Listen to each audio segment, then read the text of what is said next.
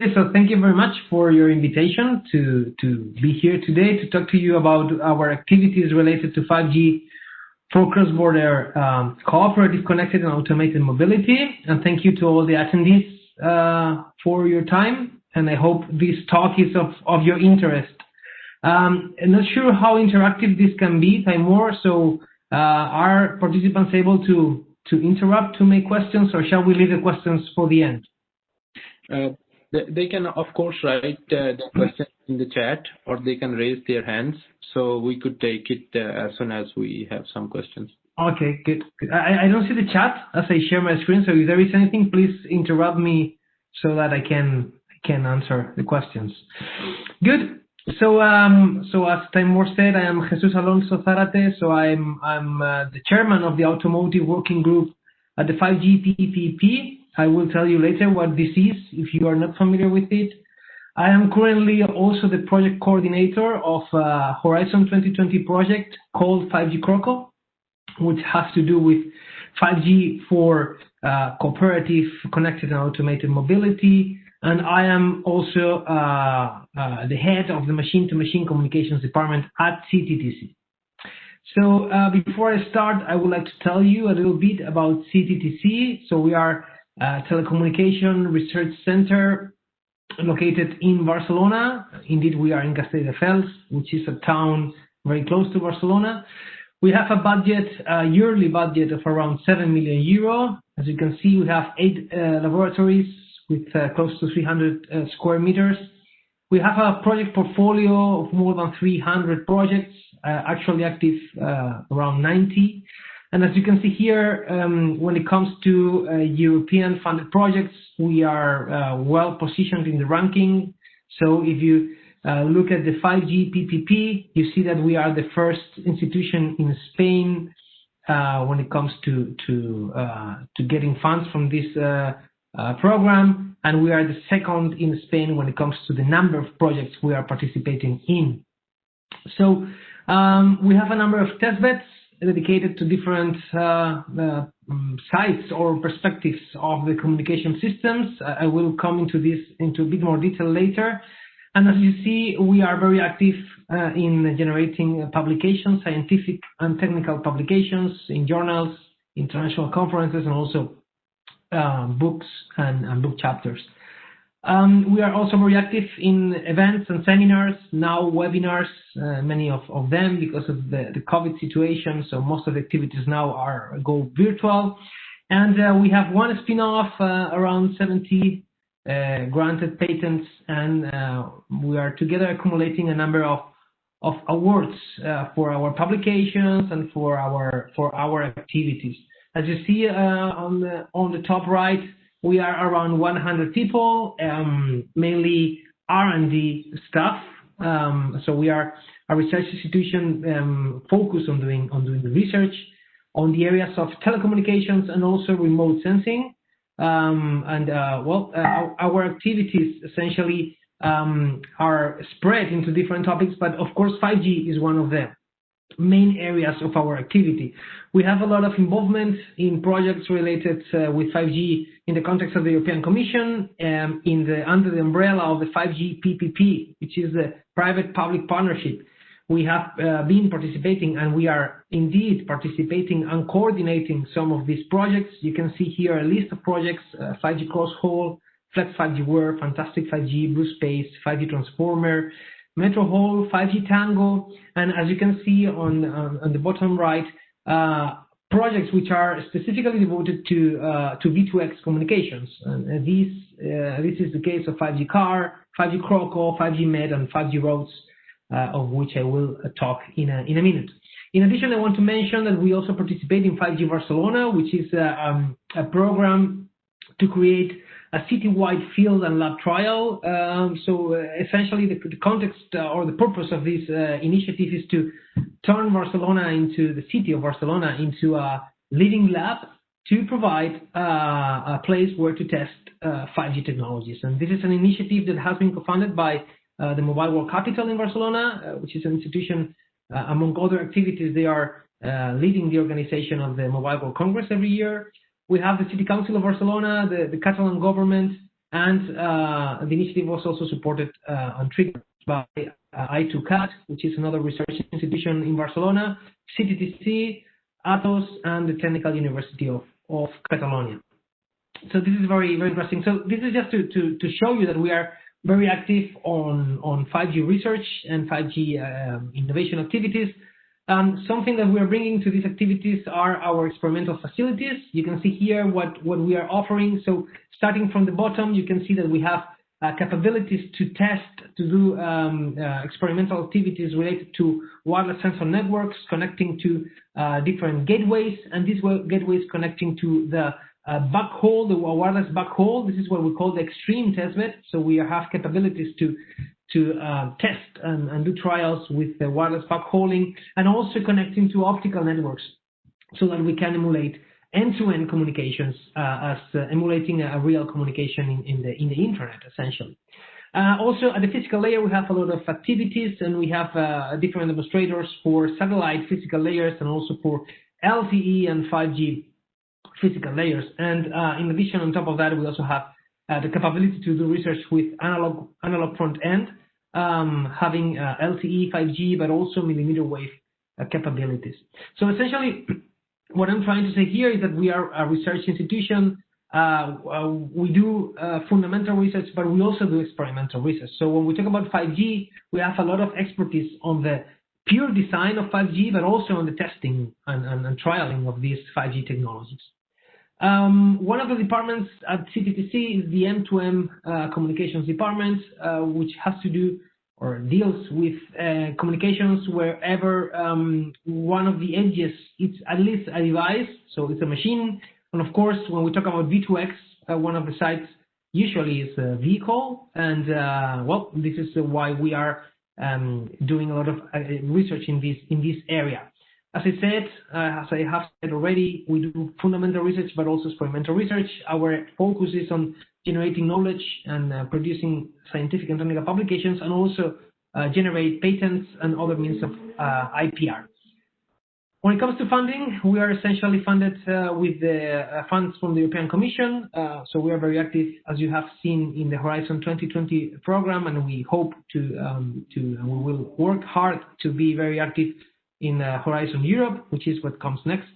We also get funding, competitive funding, from the Spanish and Catalan governments, also from the ESA, from the European Space Agency, and we also have contracts with industry for the development of innovative products, or the development of proof of concepts, or to conduct topic-oriented research. So we align our research areas or topics with the interests of the companies, so that we can do research together. So what is the 5G PPP? Not sure if you are all familiar with this, but 7 years ago, 2013, indeed, there was a contract signed between the European Commission and the 5GIA, which is the 5G Infrastructure Association, which essentially is an organization that gathers together the main players in the ICT domain. So the key players in the ICT domain in Europe, they got together in this 5GIA to sign a contract with the European Commission to drive the design and development and testing of 5G technologies in Europe. So the main purpose was to define a program of 7 years of duration, so from 2014 to until now, until this year, 2020, with a public budget of 700 million euro, and with the expectation that the private side of the partnership can bring up to 5 times this budget. So bringing the budget up to 3.5 billion euro. And the plan was and is to secure that Europe can become a leader in the development of 5G technology. As you know, this means that we have to develop a technology that can provide 1,000 times higher capacity, provide energy savings up to 90%, mainly focus on the RAN, on the radio access network, reduce the average service creation time from 90 hours to 90 minutes. As you know, this can be done essentially thanks to the virtualization or softwareization of the networks. The purpose was and is to provide a secure, low latency and reliable communication network. You can imagine that this is essential for the deployment of V2X services of CCAM, as I said at the beginning. So this cooperative, connected and automated mobility, and also to facilitate dense deployment. So as you know, the Internet of Things is happening and it's growing and we're going to see tons of devices connected to the networks. And of course, we have to make sure that these networks are accessible for everyone, everywhere, at low cost. So these are the goals of the 5G PPP. The way it works is that there is a steering board which works together with the technology board, and under this management umbrella, there are a number of projects that work on different topics. And the projects have been structured into 3 phases. So there was, as you have seen, the program lasts from 2014 until 2020. Along these 7 years, the projects have been structured into 3 phases. So phase 1 was the first phase, where a number of projects were devoted to do research on 5G. Phase 2 was aimed at conducting research on 5G applied to specific verticals, and one of these verticals was the automotive vertical. And the plan was to do research and also do tests and validation and real experimentation with a particular aim on a given vertical. And phase 3 of the projects is the phase that is now being executed. It's about conducting larger scale trials and tests of 5G just to make sure that 5G gets ready before mass market adoption. So in these topics, one of the topics that has become a key area where 5G has a lot of potential to bring a lot of innovation and to make it happen is the CCAM area, so the Cooperative, Connected and Automated Mobility. Indeed, the European Commission set out what is called the 5G Action Plan in 2016, and this action plan defines some goals, some long-term goals, and among these goals, there is the goal of ensuring that there is 5G connectivity in major transportation paths by 2025, so in 5 years from now. So the motivation is that there is a lot of potential for CCAM, Cooperative, Connected and Automated Mobility, to improve road safety, to make this Vision Zero a possibility, so to really bring the fatalities to zero, avoid people being killed on the road, to improve traffic efficiency, and a consequence of that is that we can reduce the environmental impact of road traffic if we make sure that we increase the capacity of the roads and we avoid inefficient situations like traffic jams. And of course, CCAM has the potential to bring new driving experience for higher comfort. So as the automation levels of driving becomes higher and stronger, the drivers become more and more just a passenger. So the time you are in the car, you can use it essentially to do work or to watch movies or to spend your time being connected to the network. So 5G can bring this connectivity that is needed to boost the comfort of passengers. This, of course, can bring, can generate or can motivate or trigger the generation of new business models, which can, in the end, generate a lot of positive impact both for society and for economy. So because of that, there have been a number of V2X related projects in the context of the 5G PPP. One of the projects is 5G car, as you can see here. And now I would like to try to share with you a video. Let's see if this works. If it doesn't work, please let me know, okay? And we do it a different way. So 5G car is a phase 2 project. We were CTTC. We were involved in this 5G car project. And what we did here was to do some demonstrations, some research, and some validation of 5G technologies for connected cars. So let me try to share the video with you. Let's hope it works. Let me see if I can now share.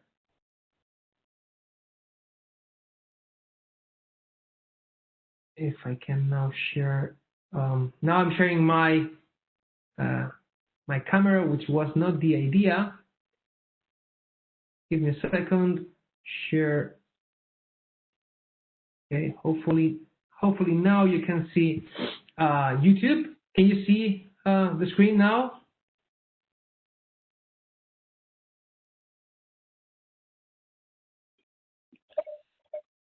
Yes, good. Okay, so I'm going to it's a short video, it's 4 minutes. I think this can be a good summary of the project. Let's see if it works. The final demonstration of the 5G car project took place on the UTEC Tecmo test track in France on June 27th of 2019. A collaboration of 14 partners delivered a showcase and evaluation of selected use cases.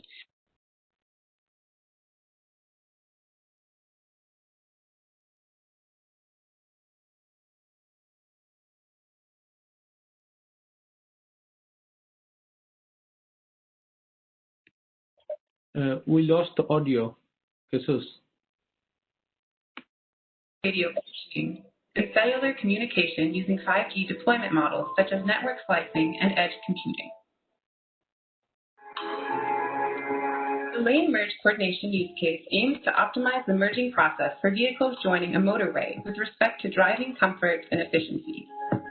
To achieve this, connected vehicles near a motorway ramp share vehicle status information with a central maneuver planning system. As not all vehicles on the road are connected, roadside cameras are used to also detect non-communicating vehicles, extract vehicle status information, and share this with the maneuver planning system. Then, a cooperative maneuver is derived with individual actions for the connected vehicles in the area, such as acceleration, deceleration, or lane changes.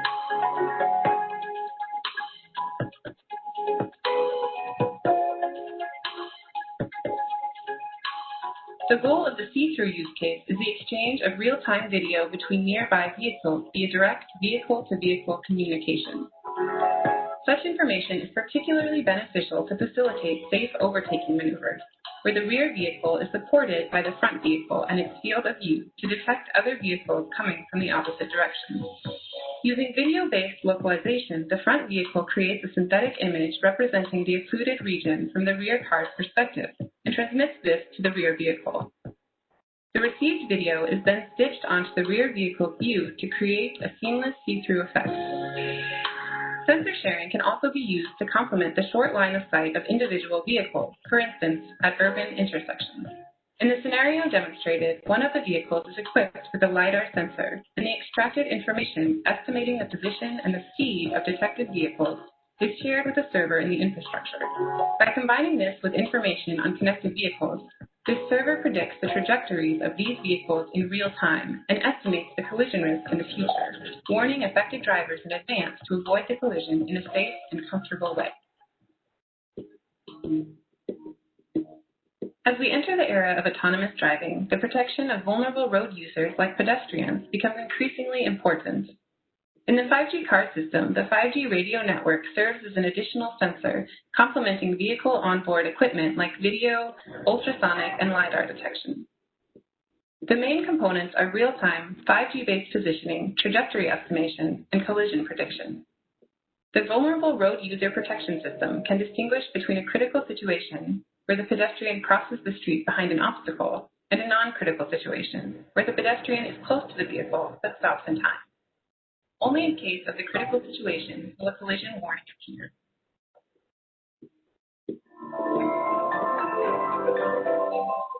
The 5G car project investigated and proved the added value of 5G for connected cars, studying the domain from multiple perspectives, including business models and spectrum matters, and contributing to the conception of innovative solutions for the radio access network, the system architecture, and the security and privacy framework.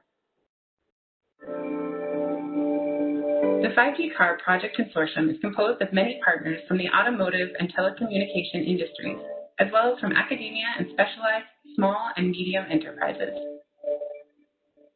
For more information, visit us at 5gcar.eu.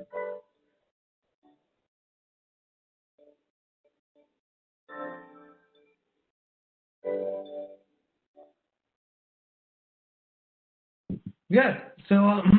So this has been a very nice video from 5G Car, which, as you can see, was a nice project to show the capabilities of 5G to become a true enabler for high levels of automated cars, automated driving. So now I'm going to try to share again only the PowerPoint. Let's see if I can manage to do this.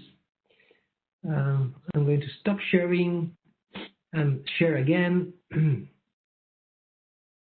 Good. Good. So hopefully now you can see the PowerPoint. So 5G car was a phase 2 project. And now in phase 3, what we're doing is essentially creating a number of projects that extend this original work of 5G car. So we have 5G Drive, which is a project focused on coordinating the trials, as you can see in the logo, between Europe and China. And then we have a number of projects that are focused on testing at larger scale 5G for cooperative, connected, and automated mobility in cross-border domains. So when cars have to go from one country to another. As you will see later, there are a number of technical challenges that need to be solved before we can guarantee continued connectivity when you are going across Europe. And essentially, the idea of Europe is to be able to facilitate mobility across the different countries. So the projects you can see here, 5G Croco, 5G Carmen, 5G Mobix, they belong to the first generation, let's say, of these cross-border projects, the first round of projects. They started at the end of 2018, and they will end by the end of next year, even though they may be slightly extended. The second wave of cross-border projects are 5G Med, 5G Roads, and 5G Blueprint so far. These projects will work on 5G, on conducting trials of 5G for cross-border scenarios, including not only the cars as a means of transportation, but also in some cases the railways. So in the vision of the future, we see that the mobility is going to be facilitated not only by cars, but also by other means of transportation like trains. So disclaimer important is that, of course, there are and have been in the past many other projects devoted to CAM, to different aspects of mobility, but they are not within the context of the 5G PPP. I think it's worth mentioning here the Arcade project. You can visit the website here, connectedautomatedDriving.eu. Among the contents of this website, you can see this link that you can follow here. I will share the slides, of course. You can see a list of all the projects that are being executed or conducted in Europe, projects or activities that are contributing actively to this vision of providing CCAM services on the roads in the very near future. So they are looking into other aspects of this CCAM service provision, not only on connectivity. For example, the Caramel project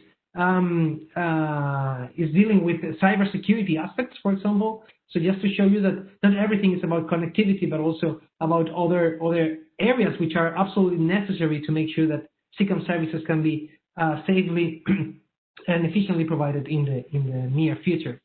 So this is to show you the map of Europe. You can see different corridors. This is the terminology that has been decided to be used. So they are essentially highways. You can see the red lines are those highways that have been identified as areas which could be or will be equipped with 5G connectivity. And indeed, in some of these areas, the ones you can see printed in blue, you can see that there are projects executing trials. So for example, 5G Mobix is conducting trials between Spain and Portugal, also between Greece and Turkey here on the bottom right. You can see that 5G Croco, we are doing the trials in the corridor connecting cities in France, Germany, and Luxembourg. So between Metz, Mersig, and Luxembourg indeed. 5G Carmen is conducting trials, larger scale trials of CCAM between Bologna and Munich, going also through Austria. And then we have the new wave of projects, 5G Med connecting Catalonia and the south of France, 5G Blueprint connecting cities in between Brussels, between Belgium and the Netherlands, and 5G Roads focusing on the Nordic countries of Europe. So as you see, there are a number of very interesting projects, very challenging projects, doing a lot of efforts to conduct larger scale trials of 5G-enabled CCAM services. In order to create a place for exchange of knowledge, let's say, there is one concept that is the 5G Automotive Working Group. This belongs to is one of the different activities of under the umbrella of the 5G PPP this automotive working group, I'm co-chairing with Apostolos Kousaridas from Huawei. This is a place for knowledge exchange, let's say, among these projects. So the plan is that these different projects, they do not reinvent the wheel, but they even though they are independent or separate projects, they also have some degree of coordination. So the automotive working group becomes a place where all these projects can exchange knowledge, exchange lessons learned, and also interact with the outer world. So the way to interact with this automotive working group, of course, is by being active in the working group. If you are active in one of these 5G PPP projects, we are organizing specific workshops, and we are attending different or organizing different events. Now, due to the COVID situation, of course, the majority of these events are, if not all of them, are going virtual because it's not possible to have face-to-face meetings. Important outcomes is that the work that we are doing in this automotive working group most of the times takes the form of a document that is written and is made publicly available. And indeed, in this month of October, so in the very recent past weeks, we have made available a white paper that has been produced among the 3 cross-border projects, 5G Croco, 5G Carmen, and 5G Mobix, and it's available on the 5G PPP website. And we have also delivered the strategic deployment agenda for cooperative automated mobility. And I would like to talk a bit about this. So the strategic deployment agenda is a document that describes the vision for the deployment of 5G technologies for the provision of CCAM services in the very near future. This is a document that has the support and has been developed by, has been driven from the 5G PPP automotive working group, but has counted with the support, very active support from the European Automobile Manufacturers Association, the Conference of European Directors of Roads, the GSMA, and the 5GAA. Maxime will talk to you about this in some minutes.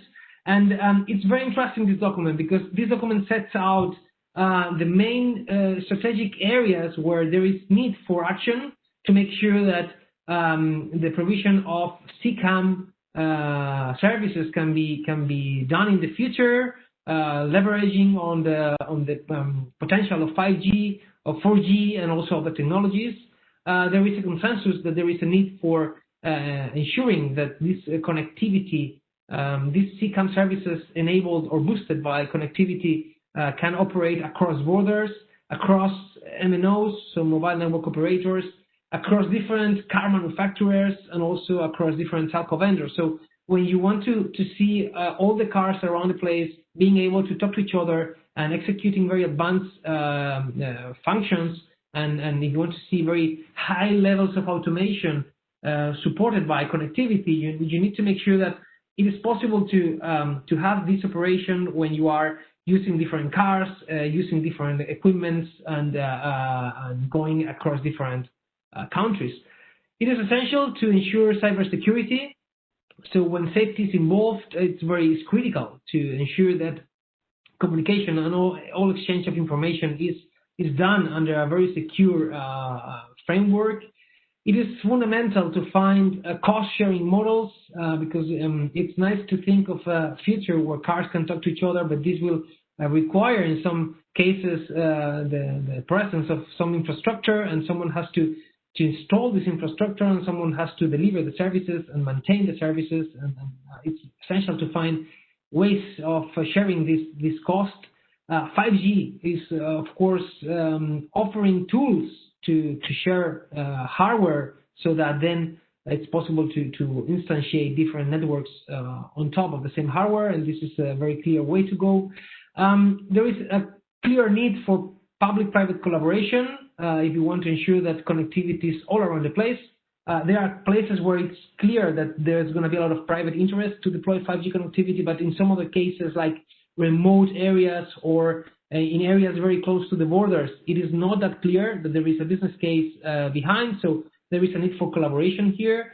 It's needed to define a regulation which favors collaborative models.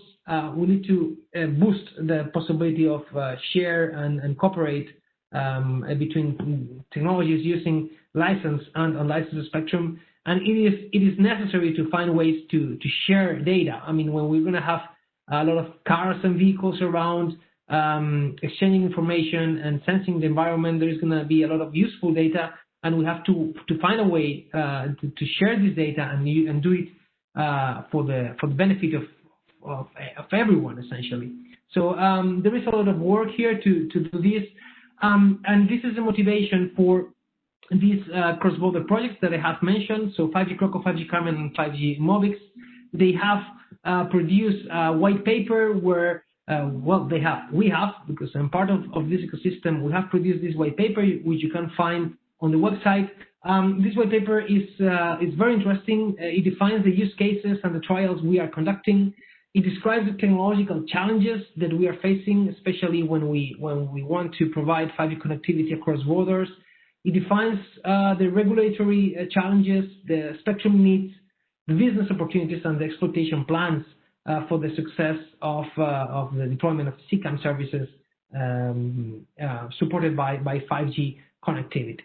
So just to give you a extremely quick overview of the challenges. So doing the MNO handover between across countries is a challenge, because there are going to be areas without coverage or areas with overlapped coverage. So we have to see how to do the handover process when there is overlapping radio coverage, when there is no coverage, or when there is hybrid coverage. So we have coverage provided by 4G and 5G technology. So we have to see how to do the handover process and how to do the network reselection. Another key challenge is the service and session continuity. So when we go from one country to another, we want to make sure that we can guarantee the SLA. So especially when we talk about advanced levels of automation, we need to ensure that the quality of service is maintained, or otherwise it's notified, so that we can return the control of the vehicle to the driver. So it's needed to move the application server from one environment, from one domain to another, to do a session shift from one make instance to another, and there are many challenges here. So I invite you to go through the white paper to read more about the details of these challenges. It's necessary to find ways of collaboration between mobile network operators, because we're going to see roaming between networks which are based on NSA and NSA. Probably this is what we're going to see first, of course. We also have to think of how to do this roaming when we do the handover between networks deploying SA, standalone 5G, and standalone 5G, and also the hybrid case, where we are going from one country or one operator deploying one NSA 5G network, and the car goes towards another network implementing the standalone version. So as you can see, there are different challenges that we have to see. I mean, the translation between protocols when we have different operators running on different countries. So if you want to maintain the service, this is something you have to do. Or this need for changing the vision of home routing, which is typically what is done today. So when you change country, you are still connected to your home network.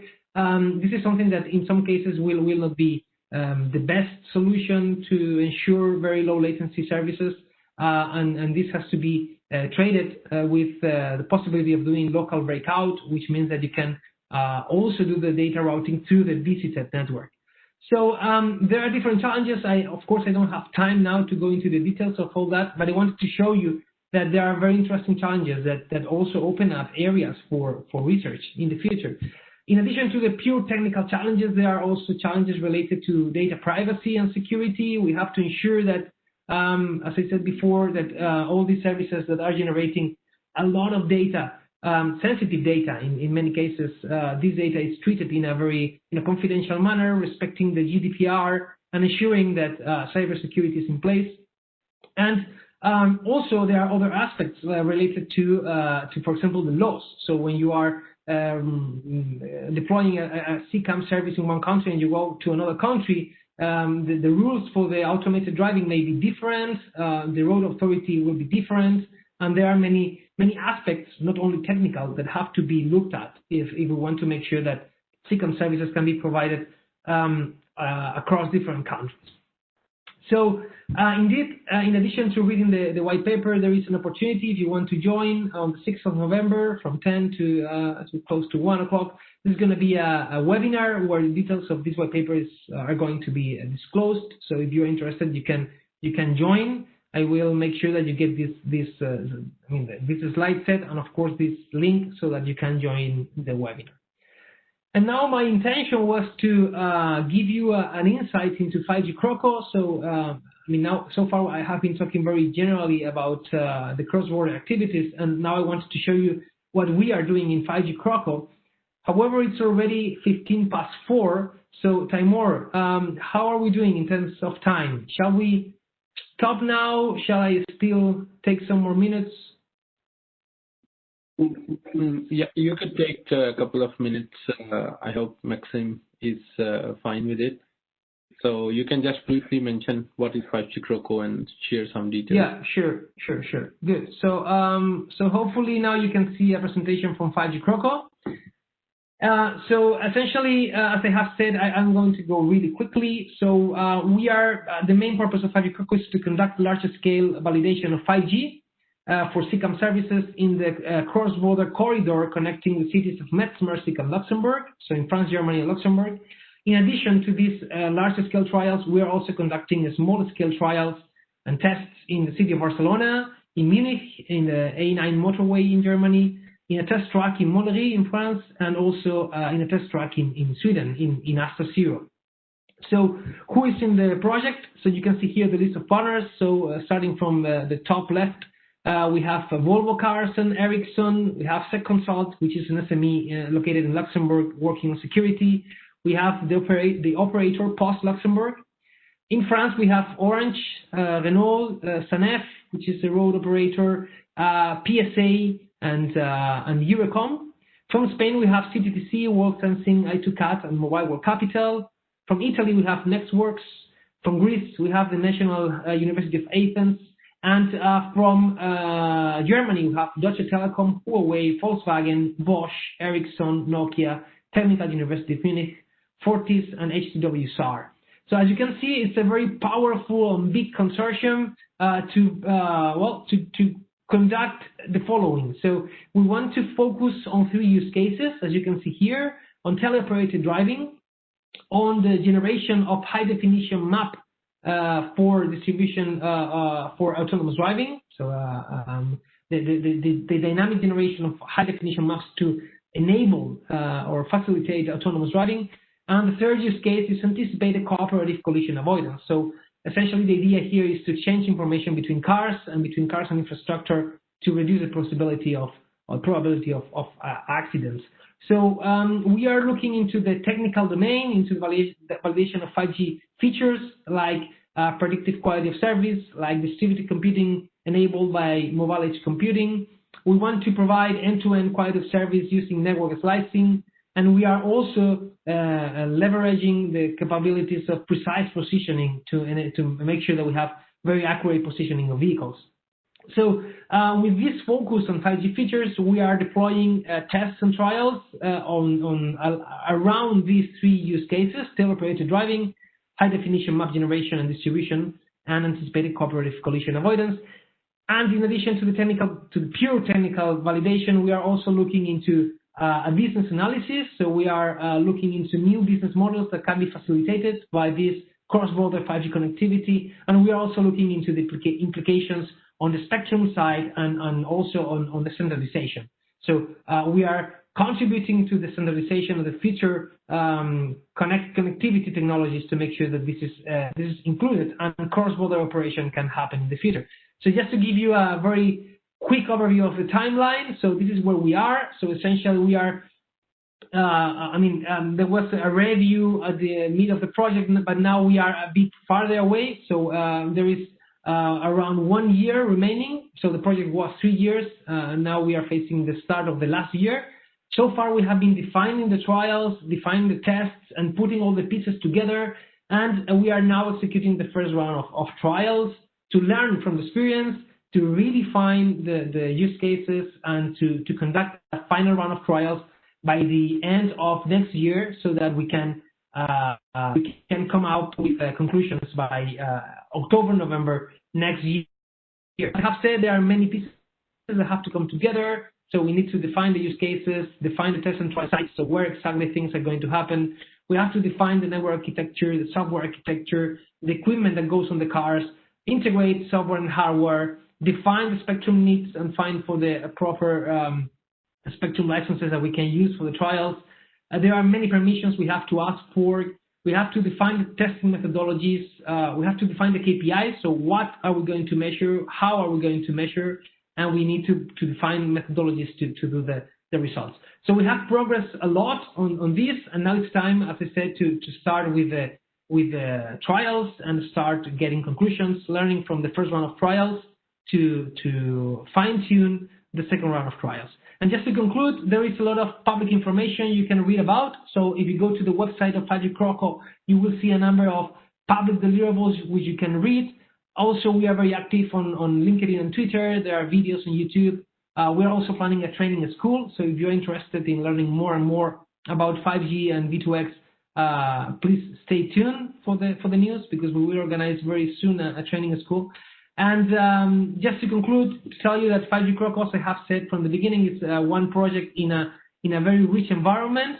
We are talking to different other projects, initiatives, partnerships, and so on. And one of the our main partners here is the 5G AA, where Maxime is the CTO of this initiative. And I think this is a very natural way of giving the floor to him, so that you can now learn more about what 5G AA is doing.